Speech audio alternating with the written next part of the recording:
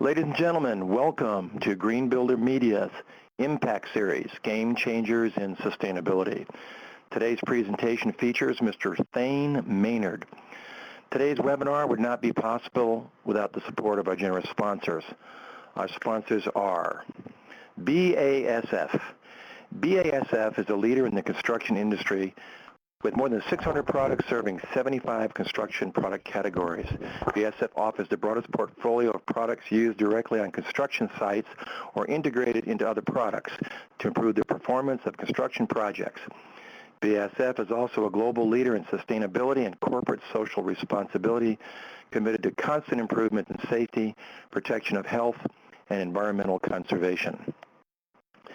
Bio-based insulation. Bio-based insulation spray polyurethane products help to lessen the environmental impact of residential and commercial structures by sealing and insulating in one step. Bio-based insulation integrates rapidly renewable ingredients as replacements for a portion of the petroleum in many of their insulation products without hindering performance, and has replaced chemical blowing agents with water. DuPont. DuPont puts science to work by creating sustainable solutions essential to a better, safer, healthier life for people everywhere. DuPont is focused on dynamic science that generates real-world solutions. That's why DuPont is at the forefront of building science, with brands you can depend on, like Tyvek, Century Glass, Corian Solid Surfaces, Zodiac Quartz Surfaces, and Kevlar. Green Builder Coalition. The Green Builder Coalition is working to improve the sustainable attributes of new and existing buildings through education, information, and advocacy. For more information, log on to www.greenbuildercoalition.org. Uponor. Uponor is a worldwide supplier of radiant heating and cooling, plumbing, and fire sprinkler systems that provide energy and water savings to homes and businesses around the globe. To learn more, visit www.uponor-usa.com. Ladies and gentlemen, my name is Butch Gaudette, and I'm pleased to function as your facilitator for today's session. I hope that during the course of today's presentation that you will submit questions. I'll review the questions and pose them to our speaker during the Q&A time set aside near the close of the webcast. Now for today's speaker, Mr. Thane Maynard. Thane is the director of the Cincinnati Zoo and Botanical Garden. The mission of his work, teaching and writing, mirrors that of the zoo, to tell the story of biological diversity, natural history, and wildlife conservation to the general public. Thane is best known as writer and host of numerous wildlife programs, including the daily public radio series, The Second Naturalist, which airs on stations across North America. He has also been featured on Good Morning America, The Today Show, CBS This Morning, and Late Night with Conan O'Brien. As a boy growing up in Central Florida, he explored the low-country swamps in the days before condominiums and air conditionings. From this initial interest in wild places, he went on to receive his BA degree in environmental studies from Rollins College in his hometown of Winter Park, Florida, and his MS degree from the University of Michigan School of Natural Resources. Also joining us today and part of the interchange with Mr. Maynard is Ron Jones. Ron is the founder and president of Green Builder Media. Gentlemen, welcome. Please begin. Thank you. Thank you so much, Butch.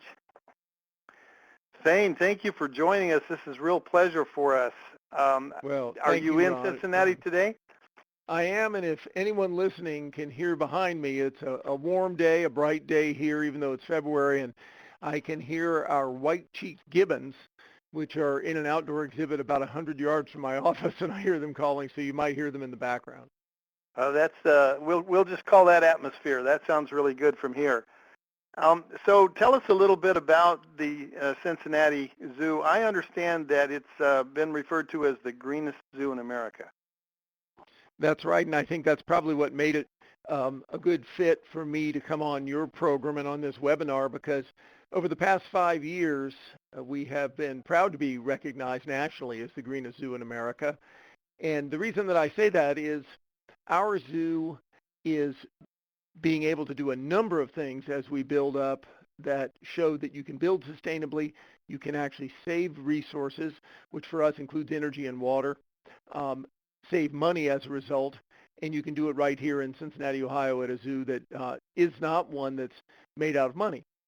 Many listeners might know in different communities around the country, there are some zoos, due to local taxes, maybe even state taxes, just have a huge amount of tax subsidy of what they do. And they might be able to build, really massive exhibits or massive new buildings, and more power to them. And sometimes those are even green. In our case, our great leap forward was in 2006 when we hired to run our facilities program a guy named Mark Fisher. He's a civil engineer. He used to work at Turner Construction. We hired him away, and he's really led the charge, principally initially, of really measuring what we use here. When I look back, I think it's sort of primitive now, and you probably, listeners may have clients, customers, or facilities you're familiar with that have this too. But up until 2006, we were not able to really monitor the use of electricity, of natural gas, and of water building by building. So we would be shocked sometimes when we would get a bill and say, good grief, where are we using all of that? So one of the first things we did, obviously an energy and resource audit, then put in monitoring equipment in every building. And as those modern systems are, of course, we can control those remotely from a smartphone. And first, our learning curve in '06 was really mind-boggling. For instance, in the case of water, we used, in the year 2005, 220 million gallons of fresh water. And I'm sure that sounds like a big number, because you can bet it sounded like a big number to me, but it was something we'd never really looked at or monitored before. So how do you do that? Well, obviously we have great big polar bear pools, great big manatee pools, great big sea lion, walrus pools, etc. And if you're not very careful how you monitor and filter those, you end up flushing them quite a bit and filling them back up. Same thing with water moats around Monkey Island, or as a protective barrier in front of elephants. So those were some areas. Other areas were, for instance, our lake. If you're familiar with Cincinnati Zoo, it's the second oldest zoo in America. When in the Victorian age the zoo was established, very quaintly they dug a man-made lake that I'm looking at right here, and those gibbons are across it. Unfortunately, it's at the high point of the zoo, not the low point of the zoo, and we were losing a huge amount of water out of the lake. So we worked to fix that. But some of our biggest savings in water was really a behavioral change with keepers, saying, look, don't just leave the faucet running into, say, a back area behind penguins, because that's one way to keep the water from needing to be cleaned out as much. Don't just use a high-pressure hose to clean off the sidewalks in the children's zoo. Use an air blower. Anyway, in the process of this 5 years, we've gone from 220 million gallons a year down to 90 million, and we have a goal over the next few years of getting down to 50 million, which would be more than a 75% decrease in water usage. Water is an extremely expensive utility anywhere, and that's true here, even in the Midwest. Even though there's relatively abundant water from the Ohio River, nonetheless, it's expensive. It has to be processed, has to be cleaned. Also, water issues are crucial in a city as old as ours, where we've got an antiquated sewage system. So we work very closely with the metropolitan sewer system as we're sort of building out the zoo to take the zoo off the stormwater grid. We're doing that by in our new parking lots as we expand them, making those out of permeable material so that underneath it we have great big water catchment basins. Similar stories with how we've controlled what we do with electricity and with natural gas. The net result is 6 years hence, we now use less electricity, natural gas, and water than we used 5 years ago. And we also, in 2010, spent less money on those utilities than we did in 2005. So it's real progress for us, and also very much a practical solution. I think anybody involved with green builders probably knows there's an old myth that many people will say, which is, well, I'd like to change out that system, but, quote, I can't afford to do it right now. Well, if you look at your utility bill, the truth is you actually can't afford not to do it, whether it's as simple as changing out for light bulbs. One of the things we did for electricity is we changed out every set of fluorescent tubes in the zoo. We went from T12s to T8s, and with a tremendous savings because we have thousands of lights. And we ended up having a very quick payback on that. Our most famous Great Leap Forward was in 2011. On Earth Day, we opened our 1.6 megawatt solar array. It looks like a series of carports. You can see it on the zoo's website, which is cincinnatizoo.org. and it's the largest urban, publicly accessible array anywhere in the country. Often big arrays like that are either out in a field or they're on top of a big building. In our case, literally 1.3 million people a year park underneath it. Our estimates prior to opening it, we wanted to be conservative. We worked with a company called Melink, M-E-L-I-N-K, and I can't say enough about them. Steve Malink's the owner, and they're the ones who really put this project together. Of course, the zoo's in the animal business. We're not really in the solar array business, so it was terrific to work with them. Our estimates were that it would generate 15% of the Cincinnati Zoo's electricity. To date, since it opened on April 22nd last year, it's generated about 30%. So it's been a bigger savings, both in dollars and, of course, in carbon footprint. So we're proud that for us, I feel we're leading the way, showing you can do it, and you can do it on a budget, and it makes sense. And as corny as the line goes, if sustainability and conservation and green building can work in Cincinnati, Ohio, it can, by God, work anywhere. Thane, I think when we were visiting previously, you indicated to me the origins of the zoo. The zoo actually was opened in 1873, as I recall. That's right. It's the second oldest zoo in America, and if you visited it, you would recognize that it was modeled then and still has those remnants of being modeled after a German zoological park. In fact, up until 1985, our official name was the Cincinnati Zoological Garden.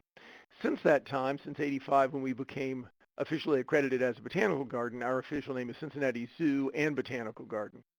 But in both cases, it was that German model, and I have visited the Stuttgart Zoo, and I'll tell you, our zoo is somewhat reminiscent of that, even 139 years later.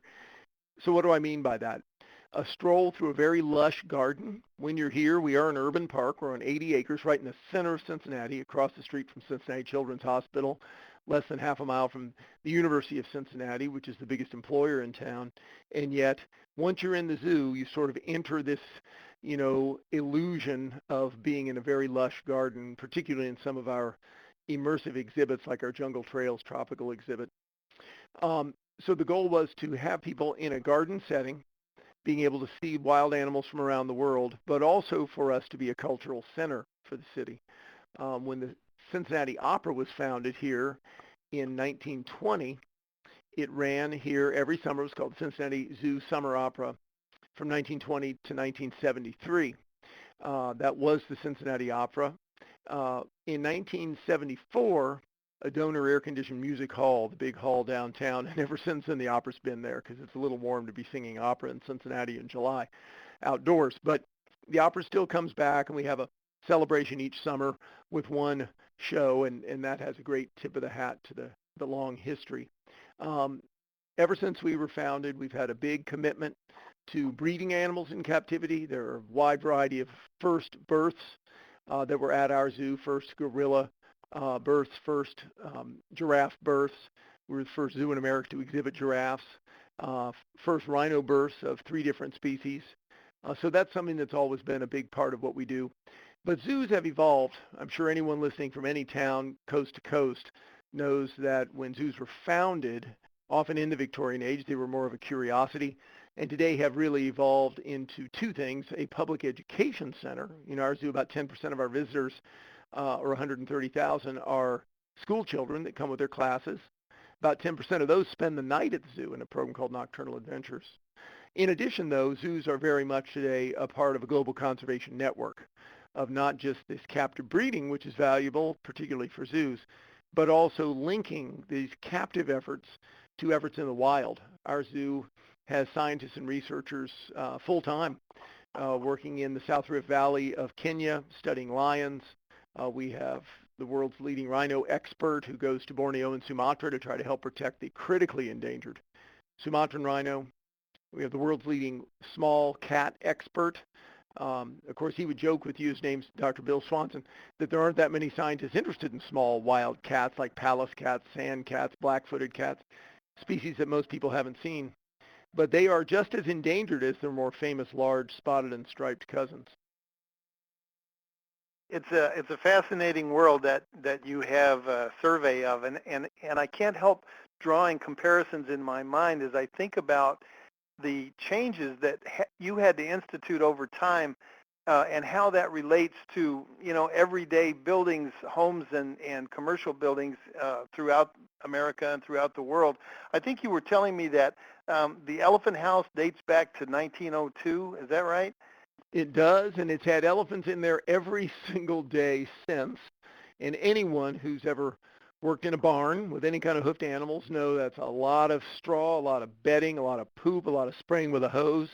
And imagine doing that in a building that was, and still is, largely built of concrete, but nonetheless, that's a lot of water and a lot of weight in a building for a long, long time. So when a zoo says we're going to go through and really do a renovation of a facility, it can be massive. It can actually be more expensive than the original cost to a building to come in, typically on about a 25-year cycle. And we need to make sure we're shoring this thing up so it remains standing.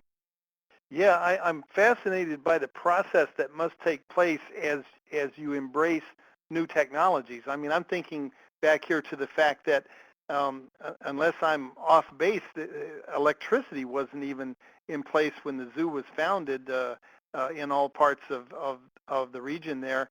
And as we look at all of the space conditioning and water treatment and all of the other kinds of technologies that have come along, that has to be an ongoing process. It's a project that is never complete. Well, that is certainly the case in any campus. When I go and visit now, say a university campus down the street, and I see how big it is and how many buildings, massive facilities, I think, man alive, this must be something to keep up. Because at our zoo, we spend about $2 million a year just in major maintenance. And you can imagine that we're largely an outdoor park, and with that, with the changing of the weather season, there's a huge amount of degradation that we have to come through, not on a yearly basis every single area, but on a pretty quick cycle, repairing everything from obviously asphalt has a quick turnaround, obviously foundations, anything that's made out of wood, boardwalks and railings and such, those kinds of things. But certainly these really kind of superannuated buildings, as they might say, such as our reptile house, which is an iconic building for us. Anybody who's listening, if they want to pull up the zoo's website, you can see most of these buildings if you look through and hit the reptile house. It's the oldest building at any zoo in America. Construction was begun in 1873. The building opened to the public in 1875. For its first 50 years, it was a monkey house. Now, the reason I emphasize that is it's built in a rotunda style, very beautiful, very Victorian. It's noisy now, and we use it as a reptile house. It's just noisy from kids being in that rotunda. The thought of loud primates like these gibbons that we're hearing outdoors, back then zoos didn't keep those kinds of things outdoors. I mean, it would have been deafening in there. But again, there's a building that for all those years, 130-something years, has had live animals in it all those years. You can imagine, not only is it on the National Historic Register and can't be changed very easily, but to make changes on that building or improvements is massively expensive. We were very fortunate late last year to be awarded one of the last grants through the National Park Service in a program that they did called Saving America's Treasures. And it's a matching grant. And through that, we're going to be able to replace the metal roof. It's a curved, double-level metal roof around this round rotunda building. You can imagine it's custom made, but it also needs to be made of metal, very much like it was originally. Just the changes to the roof. And I can't really say, quote-unquote, improvements, because it'll basically look like it's supposed to look. It'll look like it looks now, just a little shinier and newer. Just the roofing changes are over $350,000 because it's such a unique and old building. Well, you can extrapolate that through an 80-acre park on a lot of buildings. So the intriguing piece is as we go in and change out some HVAC, some water heating, and a couple of other changes, putting some natural light in, we feel we'll be able to take that building that is very inefficient now, make improvements to get it LEED certified as we start to make these changes. Having said that, we're going to be well north of $500,000 of those improvements. They're worth doing. They're a good symbol. One of the best things we've seen that's come out of our big sustainability and green initiatives is people in the community are really starting to resonate with it. This will sound corny, but since we opened our first LEEDs building, which is our education center, it was the first silver LEEDs facility in the Cincinnati region, and it only opened up 6 years ago in 2006. And since then, we now have 3 or 4 that are here at the zoo that are gold and platinum level leads. That has sort of led the way. And since these buildings have started to open, we've had green meetings here where we brought and attracted Sherrod Brown, who's the U.S. Senator from up in the Cleveland area. Heck, a guy like that wouldn't even come down to Cincinnati prior to this. Both governors, the last governor, Ted Strickland, and the current governor, John Kasich, have both been here for meetings. And a number of these have been specifically because of our new buildings and our new initiative to really try to build green and be recognized as green. So it's had a good payback on a number of levels. But the irony is things like redoing that reptile house, that $500,000 doesn't really do anything to improve, the exhibit or the facility or the animals we're able to show. It is the right thing to do, but it's expensive to do. Absolutely. Well, I can see that there are multiple templates that have to be overlaid when you're looking at maintaining and improving the facilities and the habitat for these animals. Let me just ask you kind of an off-the-wall question. Sure. What are the most difficult sets of animals that, from a standpoint of just technically, that you have to care for? Is there a group? You mentioned the reptiles. We talked about the elephant house and so forth. Mm-hmm. What presents the greatest challenge in terms of providing a sustainable environment for them? Well, there are a couple of answers to that here at our zoo. The most expensive animal for us to take care of is the Sumatran Rhino. We're the only zoo that has those. We're the only zoo that have bred them. About 20 years ago, we planted a flag in the ground and said, this is one of the species. It's a signature species for us, and we're going to help protect it. Long story short, very few zoos have ever figured out how to keep them.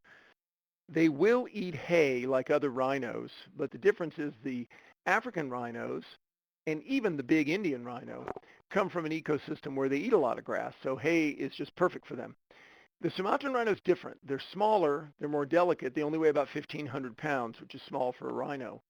But they live in these low basin rainforests in Sumatra and Borneo where there isn't any grass.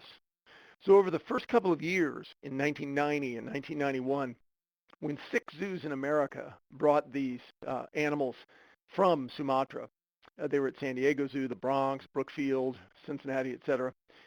6 pairs.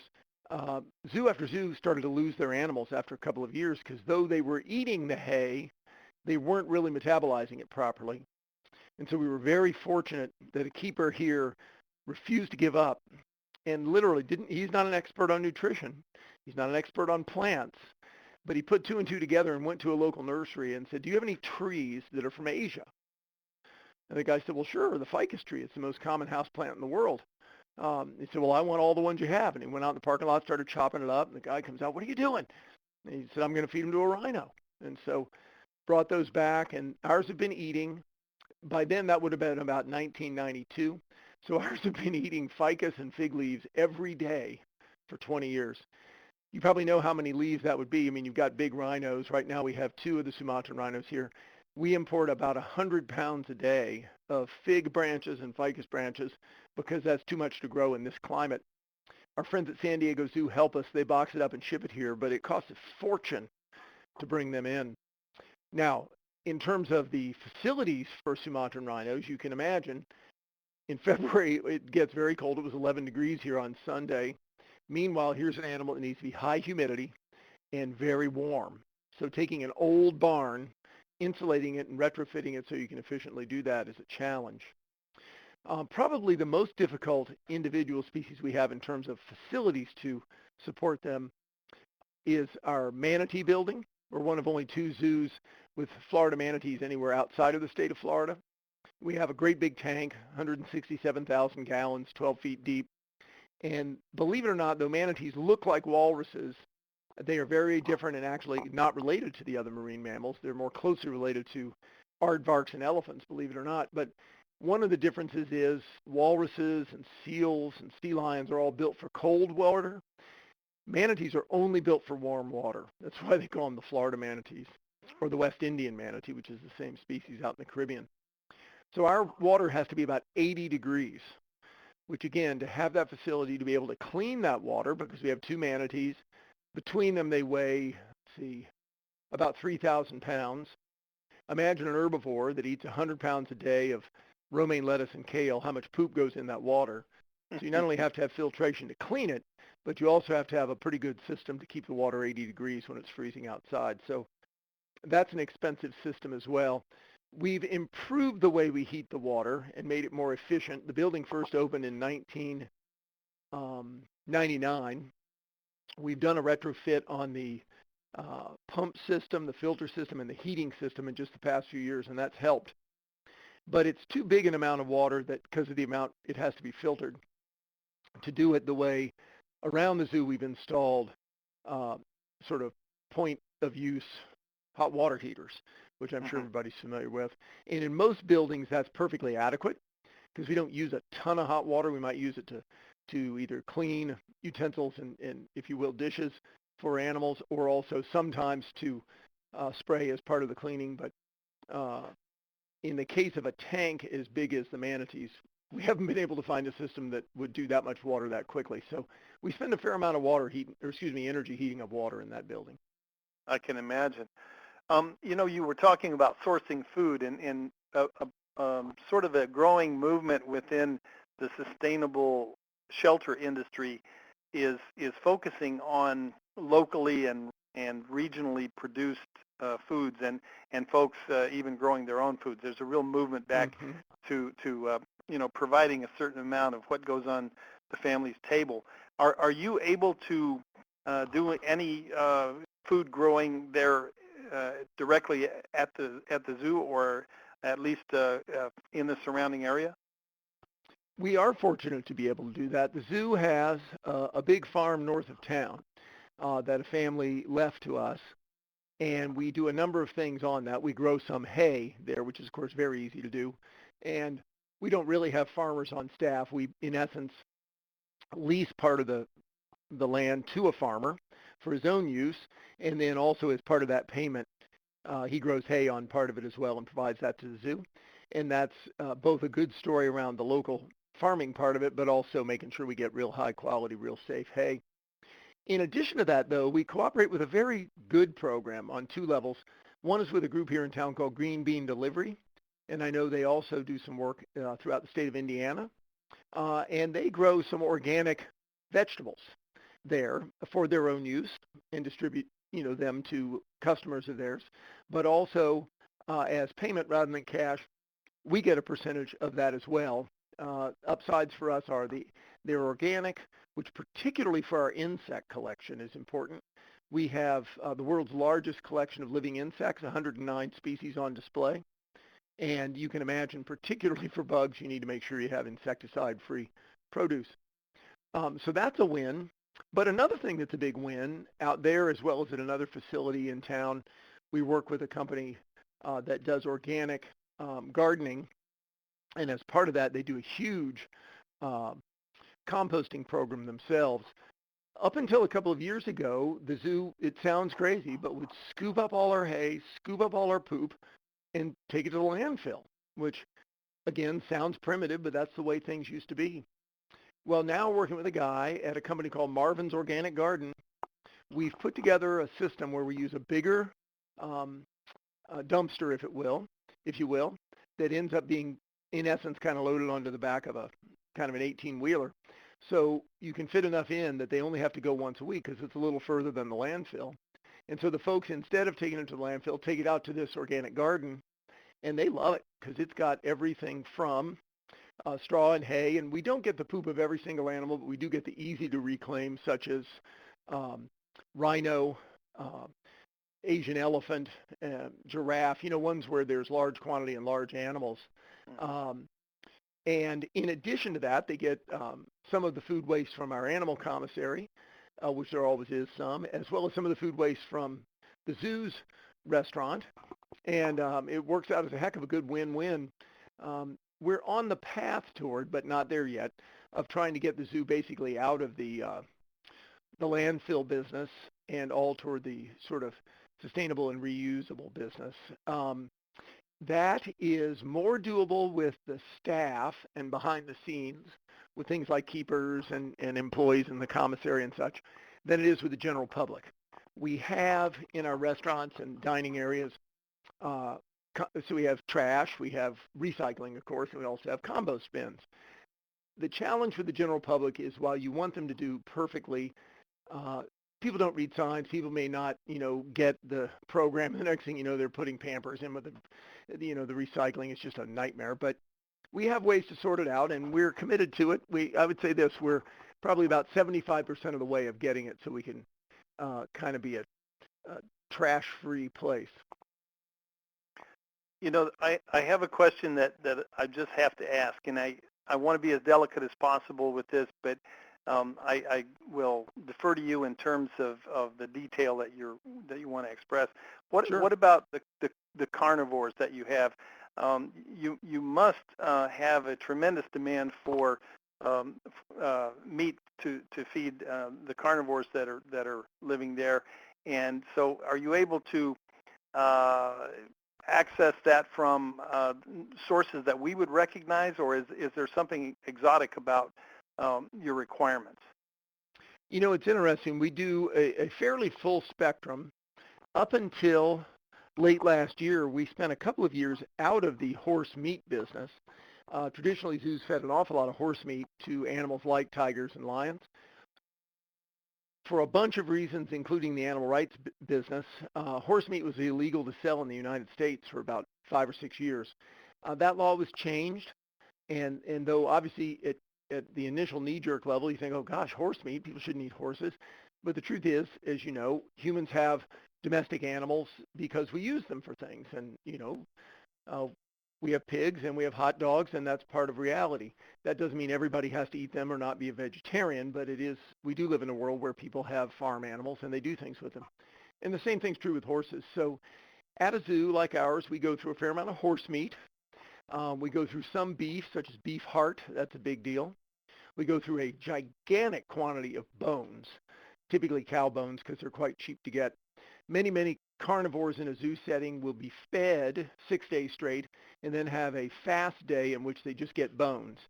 And if you're walking through a zoo and you're hearing crunch, crunch, crunch, you'll usually see a pretty animated lion or tiger or hyena because they actually like bone day because it gives them something to really sort of fuss with all day long, and it's good for their both calcium intake and for their teeth.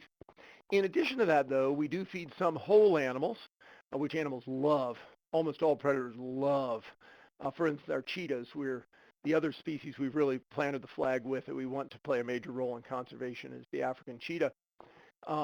Their favorite day of the week is, in fact, 2 days.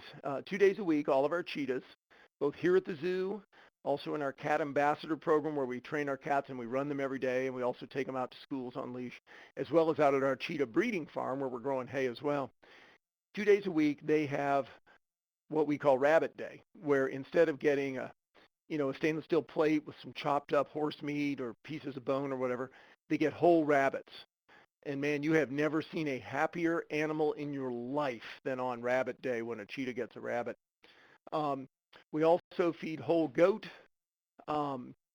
Depending on the size of the predator, we may not take the entire goat and just plop it in there, but we'll, in essence, cut it into, say, quarters so that lions or tigers, have an opportunity if they are lucky enough on that day to get to chew on that. For all sorts of reasons, including behavioral reasons, that's really a treat for them. So we run the wide spectrum. We don't typically, you might think, oh gosh, does a zoo feed roadkill? Does a zoo feed white-tailed deer? I mean, there's huge quantities of white-tailed deer around here. The challenge with that is there can be disease transmission from, a feed animal to the animal eating it. And what we try to do is feed animals that we know that we can actually certify that they've been 100% healthy. So we actually don't feed out white-tailed deer. Thank you for sort of sharing, information. I think that's a side of the operation that, we don't think about oftentimes. Let's shift gears for a minute because I want to ask you about environmental concerns more on a global scale. Sure. I think that last time we spoke, you mentioned to me, for example, just as an example, that there is a threat that's emerged in the Congo, where I believe the element is called coltan, and that there's a mining road that's being pushed for by industry to get into an area that's rich with this particular element, but it goes right through the heart of one of the last remaining refuges for the gorillas in that part of the world. Could you elaborate a little bit on that, and maybe then expand that into a kind of a broader discussion of challenges that we are seeing in the natural world? Sure. And it's interesting. This is something that people are probably one way or another familiar with. The mineral coltan, believe it or not, almost everyone everywhere today, not just everyone in America, but everywhere I go in the world, I see people have a cell phone in their pocket. I have been blown away. I've been fortunate to travel a lot over the last 30 years in places that are extremely remote. I'm talking about central Mongolia. I'm talking about the South Rift Valley of Kenya. Sure enough, there's people there with cell phones. Now, they may not always get coverage, but boy, those guys, they may not even be literate, but they know exactly when they're close enough somewhere to a cell tower at a town to use it. And this mineral coltan is in every single cell phone on Earth.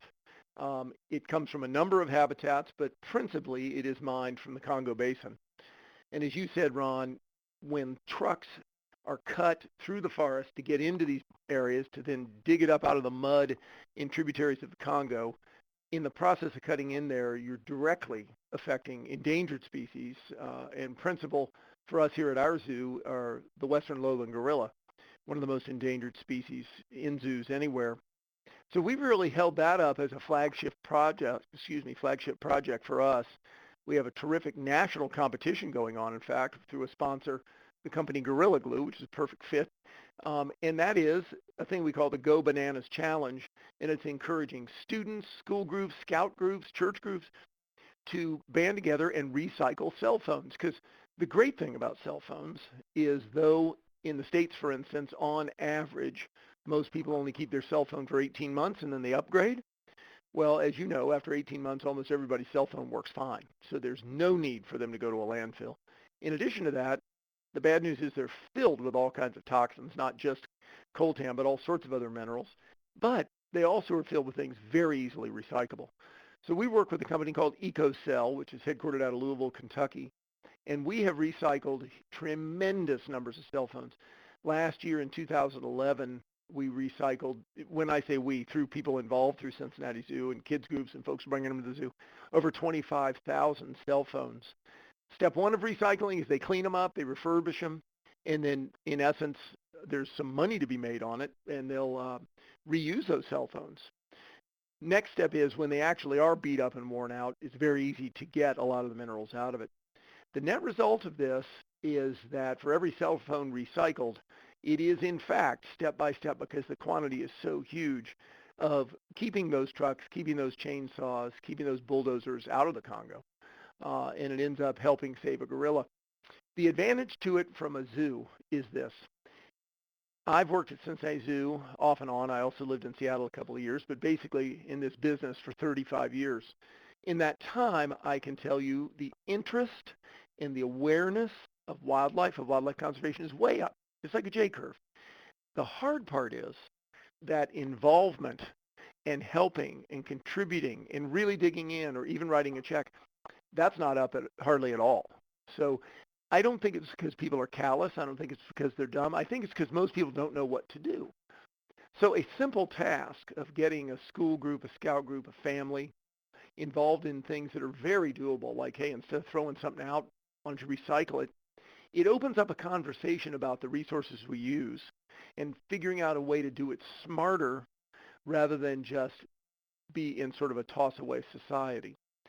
The upside to that we found, and some of you may know, Southwest Ohio is a very conservative part of the country. You know, we're not a greeny place at all like Portland, Oregon, or San Francisco.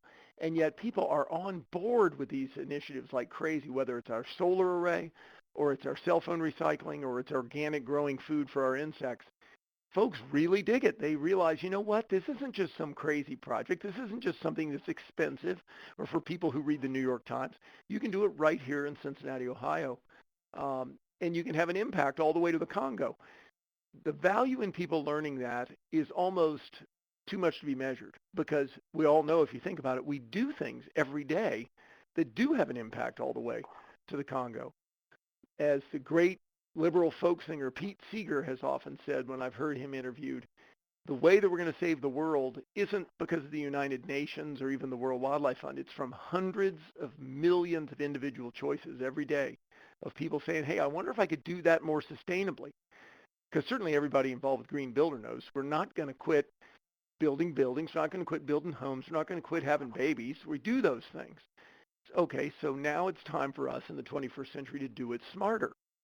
The best news in that is there are tons of good role models. In the world of wildlife conservation, while there's lots of bad news and there's lots of endangered species, there's also a ton of good news. You know, the California condor was extinct in the wild 25 years ago, and there's now 300 living in the wild. Same thing's true with Pierre David deer, which were extinct for 60 years in China, and they've been reintroduced from captive breeding herds. The Przewalski's horse, or the Mongolian wild horse, lives again in central Mongolia. I've seen them there in Hustai National Park. They were extinct in the wild for 50 years. So species can make a comeback if people don't ignore it and say, oh, well, let nature take its course. You do have to jump in and get involved. It does take important wildlife laws, but mostly it takes people standing up and saying, wait a minute, you know, don't call me some greenie. This is the right thing to do. Because, of course, saving species isn't just about saving wild horses and condors. It's actually about saving ourselves. Everybody knows that. Absolutely. Well, now, the initiative Go Bananas Challenge and others people can access at your website there at cincinnatizoo.org. Absolutely, and that's had Find a out more great about that. response and has been tremendous amount of fun and really grown out of something very practical. And among the big drivers for it are school teachers, especially school teachers of young children, because it's something that folks can do. And almost everybody, when they think about it, somewhere in their drawer in their kitchen or their desk at their office, have a couple of used cell phones. So the point isn't the value just saving it, but really getting that conversation going of, okay, I wonder how we could actually have less waste. For instance, I would bet almost everybody listening has exactly the same circumstance at their house that I do at mine. We used to have, a couple decades ago, a great big trash can and a little bit of recycling. But as neighborhoods now do more and more recycling, we have just the opposite. I mean, at the end of the week, we just have a little teeny grocery bag that, has a few things you can't really recycle or compost. You got to throw something out. But we have copious quantities of everything from banana peels to leftover vegetables for compost, and all sorts of, various packaging that's easily recyclable.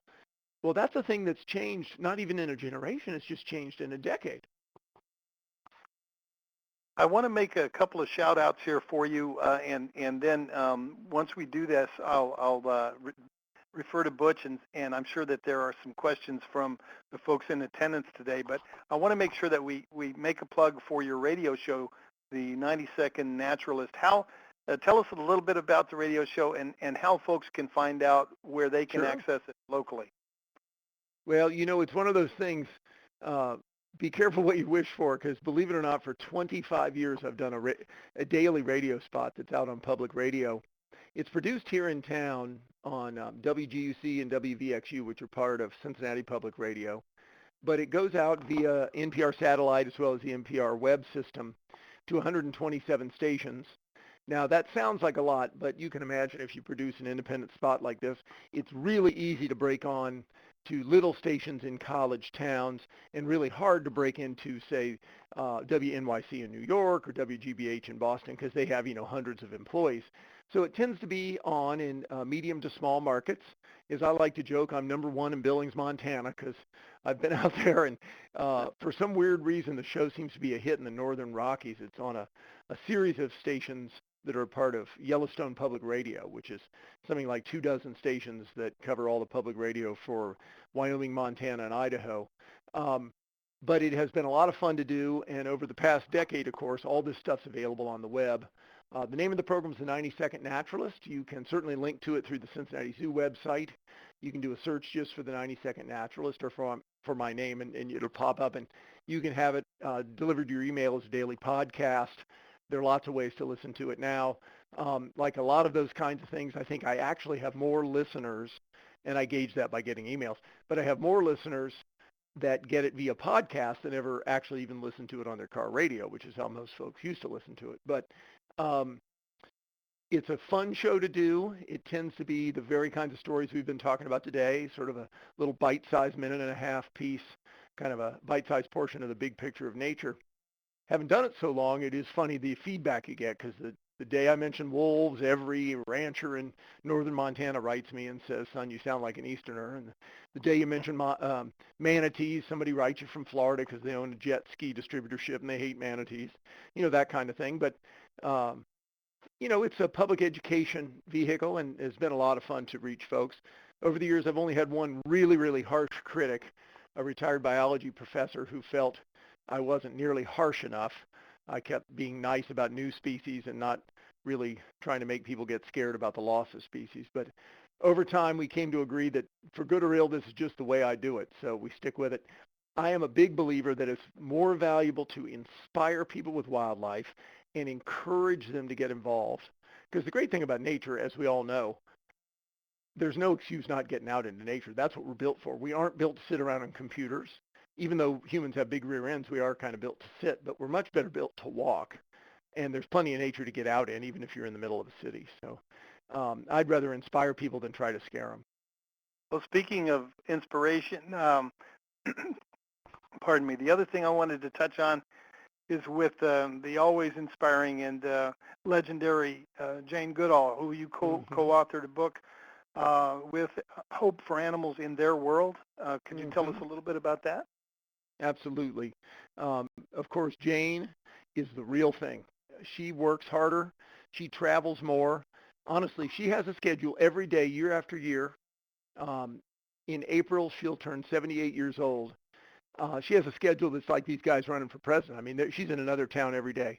She speaks in 300 different cities a year every year, and just is go, go, go, getting out her message about how we need to not only work to protect nature, we need to work to get children involved, and we need to provide hope for people around the world.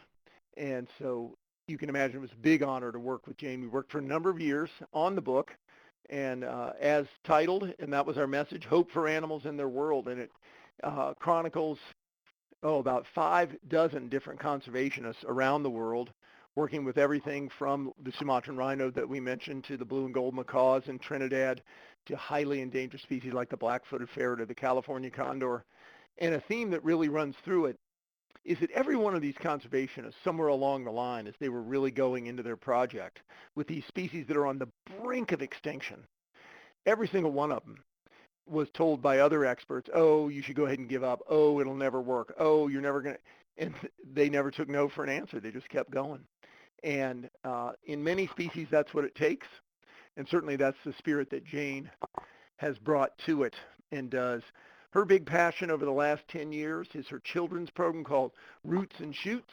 In fact, here at Cincinnati Zoo, we have a full-time high school called the Zoo Academy, and the kids in that are they've got a chapter of the Roots and Shoots Club, and it's getting young people all around the world in different languages. There are Roots and Shoots clubs in China and Japan and India and Europe, all over everywhere, of getting children involved. And Jane really believes, as do I, that the hope for the future is that children from any condition around the world remain hopeful. They haven't yet learned that, oh gosh, we may as well give up. And so getting kids plugged in is a good way to do it. Excellent. Well, at this point, I could ask questions all day because I just love this river of information, but I think maybe I should step aside and see if there's some questions from folks who are in attendance. So, Butch, I'm going to let you step in and maybe pose some questions from our guests. Very good, Ron. Thank you. We've had some questions, and frankly, your interchange and replies, Thane, have been so good. You've really covered many of them. A couple of things, though, that haven't been touched on. This goes back to early in your comments having to do with the operational conservation of the zoo. You were talking about water, electricity, and those certainly parallel efforts in the green building arena in both residential and commercial building. But one of the areas of building that we continue to be concerned with and work to constantly improve is air quality, both interior and exterior. Within the zoo, obviously, you have a lot of things that add some methane to the atmosphere, I'll say, but you also have conditioned spaces, as you've indicated.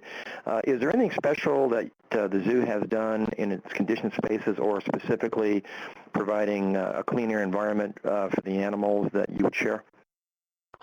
That's an interesting question, because one of the complaints historically about zoos is that, especially on a hot summer day, they smell. And a lot of people remember older zoos and in a day where that's their one memory almost as a kid of, wow, I don't know, the zoo was really stinky.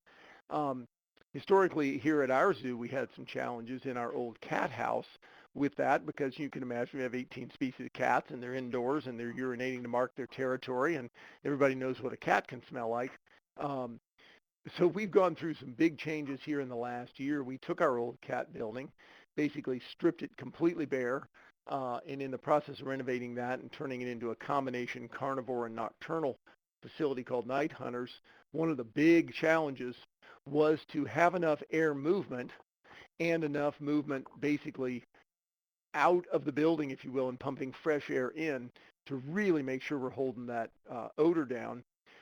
Truth be told, we did that principally for visitor satisfaction, but the net result, as we've looked at it, is that there's really good fresh air movement through that building, much more than was there in the originally.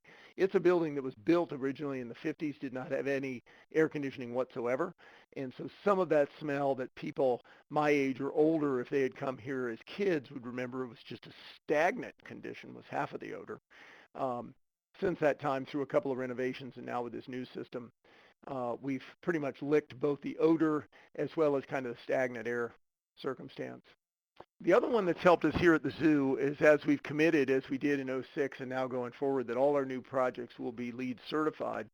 A part of that, in addition to using less water and less energy, is really looking at things like air quality and how does that work within the building, both the materials you use as well as air movement in the building. So, we're making progress. Our most delicate animals get some special care and actually have our most expensive HVAC system, and that's our insect building. In that building, we need to have real high humidity for some animals, real low humidity for others, all sorts of crazy conditions, because insects, while bugs live everywhere, the same species don't live everywhere, so we have to have a lot of specialized systems and specialized rooms for them. And some other animals, too. We have some desert cats called sand cats, and they need to have crazy low humidity in their exhibit, which on a day in the winter's not as hard, but on a day in the summer when it's about 90% humidity here every day, holding them down to about 12% humidity is a challenge. Excellent. Thane, early in your comments, you talked about affecting behavioral change, and you were using the example of employees, and certainly your comments lend themselves to the fact that behavioral change for all of us is part of saving our planet. You also mentioned an education center, and you've touched on a couple of things you do, but focus for a minute on the zoo's education center with the public, and you've commented on one or two things about children. What kind of constant or ongoing educational programs do you run on premises, and do you export any of those out to other locations?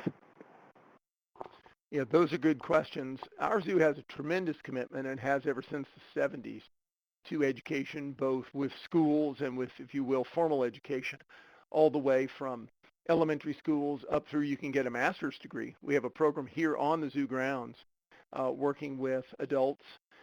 Some are school teachers, some are others just seeking a master's degree, and that's through Miami University, which is near here. We also have a tremendous and bigger program in informal science education and public education. Our Ed Center that I had mentioned that's LEED certified, it has our full-time high school with 3 classrooms and 3 full-time teachers that are Cincinnati Public School employees. It's a magnet school for them. We have a staff of 21 other zoo educators here on grounds. And I'm an old zoo educator myself, so it's amazing to me when I think of how that program has professionalized. We even have a full-time PhD biologist that is part of the education staff, which is how we're able to offer a master's degree through Miami. So there's a big commitment to that, but a lot of what, as you said, we do is take it off the zoo grounds. We have a program called Wildlife Comes to You. We have a program called the Frisch's Outreach Program that goes to schools for free. We have our Cat Ambassador program I mentioned that'll take cats off ground. Of course, we have our Wings of Wonder bird show. We no longer take elephants off ground, but we take darn near everything else off grounds in certain circumstances, trying to basically expand the mission of the zoo. What's the mission? The mission is to inspire every visitor with wildlife every day. And when we go off grounds, we're basically trying to inspire everybody with wildlife every day.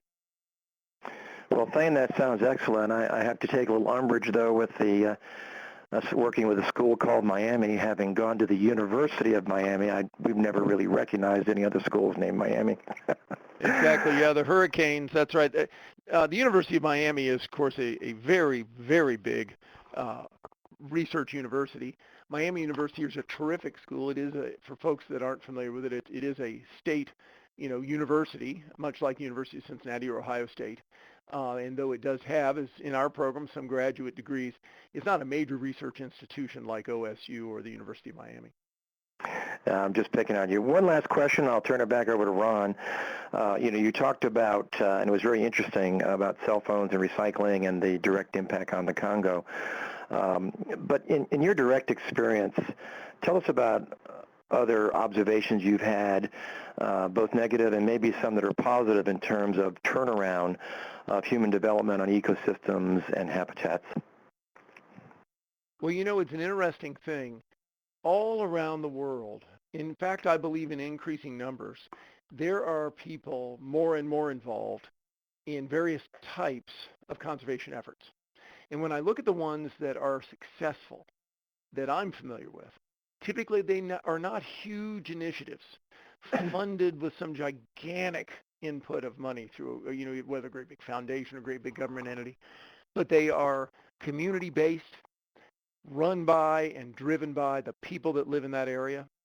And there are tons of examples of this. Many of the ones in the book that Jane and I worked on are those kinds of stories.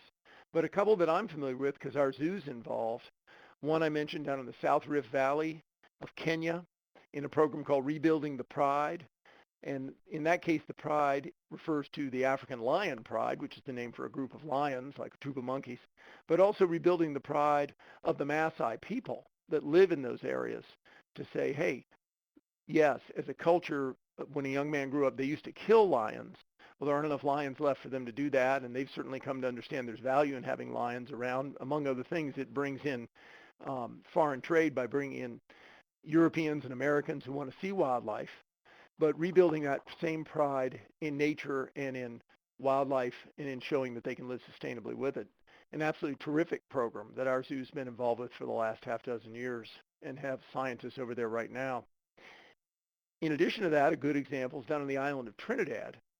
We have a wonderful research scientist here at our zoo. We have a program called CREW, which stands for the Center for Conservation and Research of Endangered Wildlife.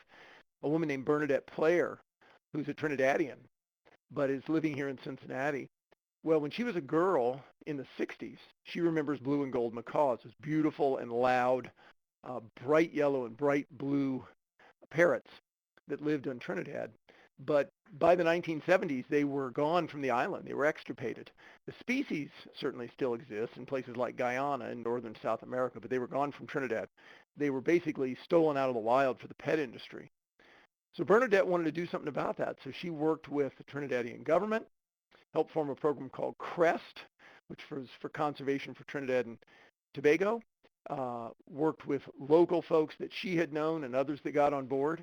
And through captive breeding, through release, through bringing some birds in from Guyana, it's been a very successful program. And there are now hundreds of blue and gold macaws back in the Nariva Swamp, which is up in northern Trinidad. And I've been there myself and seen them flying. And examples like that are great, not just, oh gosh, now the bird's back, isn't that sweet? They're great because they get the community directly involved. The program I mentioned in Kenya, that program is driven by not Western scientists. We're there to help. We're there to put radio collars on. We're there to take a veterinarian or a truck. But the program's driven by the Maasai community themselves. who are trying to say we're pastoral people. We need to figure out how to live here and not get subdivided with fences like the rest of East Africa. Same way in Trinidad. It's not driven by folks at Cincinnati Zoo, but it's driven by the folks right there in Trinidad who say, hey, you know what? This could be great. It could be great for tourism. And we could take people out to the swamp. And everybody loves to see things like those beautiful birds. There are examples like this all around the world. Also in Trinidad, a great program called Nature Seekers, which was started through a project called WIDECAST, which is the Wider Caribbean Sea Turtle Conservation Program. And this is, again, a program run for Trinidadians, getting them interested in getting out on the beaches up at Matura Beach in northeast Trinidad to see leatherback sea turtles who come ashore in the summer to lay their eggs. And if you've never seen a leatherback sea turtle in person, it is the darndest thing you've ever seen. I'm talking about a turtle as big as a Volkswagen, comes ashore, takes these feet that are as big as a snow shovel, and digs this big old hole and then drops a couple dozen eggs that look exactly like cue balls, perfectly round and perfectly white, about 2.5-inch round turtle eggs, drops them in there, covers them up, and swims back away. So there are examples like that all over the world of community-based conservation. You can learn about some of those through the Cincinnati Zoo. You can certainly learn about them through programs like Jane Goodall's program, the Jane Goodall Institute, another terrific national, international program involved community-based conservation is a program called RARE, R-A-R-E, which was an offshoot of the Nature Conservancy 25 years ago. Their message is inspiring conservation, and they really get after community-based conservation. To me, I think that's the way forward. Scientists can always help, but scientists are not going to save species by themselves.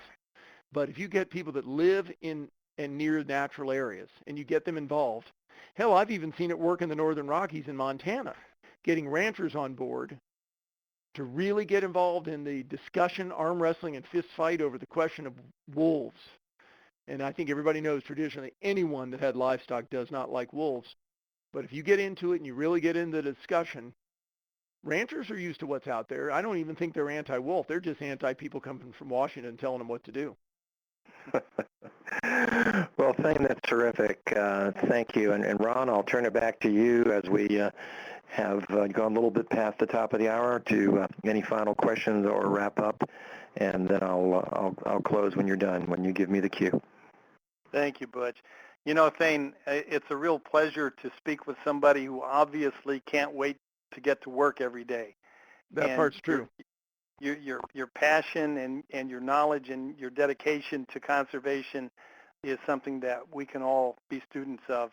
I don't think I've had a more enjoyable hour in a long time, and especially webinars relating to sustainability.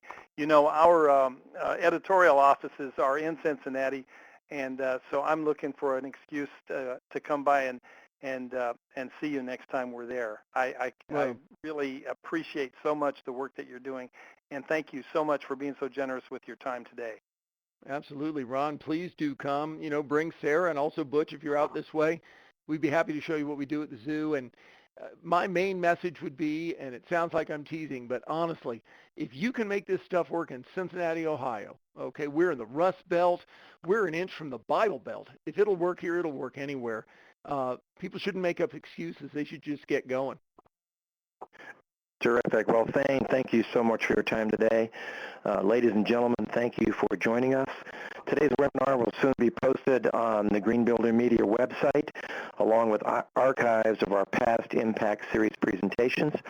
So please visit us at www.greenbuildermag. That's Greenbuildermag, all one word, www.greenbuildermag.com. And look for notices on future Impact Series webinars coming your way. So thank you very much, and have a very green day.